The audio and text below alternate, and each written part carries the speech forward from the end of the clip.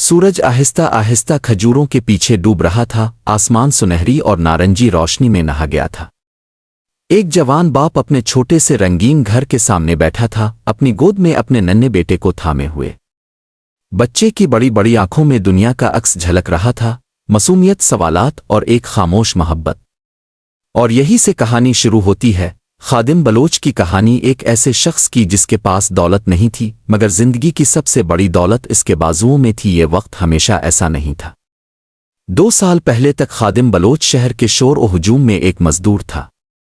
दिन भर धूप में पसीने से शराबूर ईंटें उठाते, सीमेंट गूंजते, ख्वाब देखते कि एक दिन अपना घर बनाएगा, ऐसा घर जो सिर्फ दीवारों का नहीं, सुकून का हो।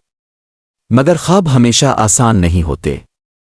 किस्मत इंसान को आजमाती है तो कभी दिल को तोड़ती है। जिस दिन इसके बेटे की पैदाइश हुई, इस दिन खादिम के पास अस्पताल का खर्चा तक नहीं था। वो वार्ड के बाहर खड़ा कांप रहा था, सर्दी से नहीं, खौफ से। मगर जब नर्स ने नन्हा बच्चा इसकी गोद में दिया तो उसके अंदर कुछ बदल गया। इसने अपने बेटे की आंखों में देखा और दिल ही दिल में वादा किया, मैं तुझे कभी इस भूख, इस बेबसी का मजा नहीं चखने दूंगा जो मैंने देखी है। मैं तुझे इज्जत की जिंदगी दूंगा, चाहे मेरी जान ही क्यों ना चली जाए। वक्त गुजरता गया और मुश्किलात बढ़ती गईं। फैक्ट्री बंद हो गई, मजदूरी खत्म और बीवी बीमार। जिंदगी के पहिए जैसे रुक गए। खादिम ने सब कुछ आजमाया, कभी साइकिलें ठीक की, कभी सड़क किनारे फल बेचे।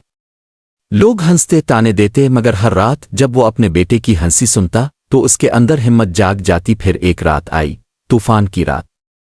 आंधी, बारिश, गरज, चमक, सब कुछ जैसे एक ही वक्त में आसमान से उतरा हो। उनका छोटा सा घर लरजने लगा। खादिम ने अपने बेटे को सीने से लगा लिया और बारिश के शोर में आहिस्ता से लोरी गाने लगा। जब सुबह हुई तो आधा घर मिट्टी में मिल चुका था। इसके ख्वाबों का ठिकाना मलबा बन गया था। बीवी रोने लगी मगर खादिम खामोश खड़ा रहा।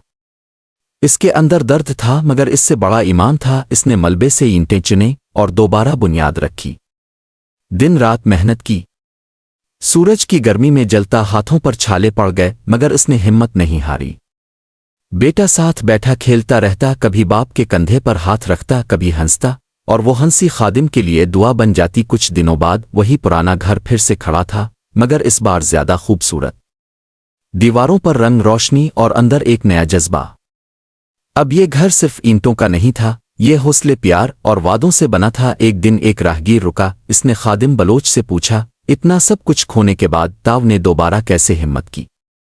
खादिम मुस्कुराया, अपने बेटे को देखा और बोला, क्योंकि वो मुझे देख रहा था।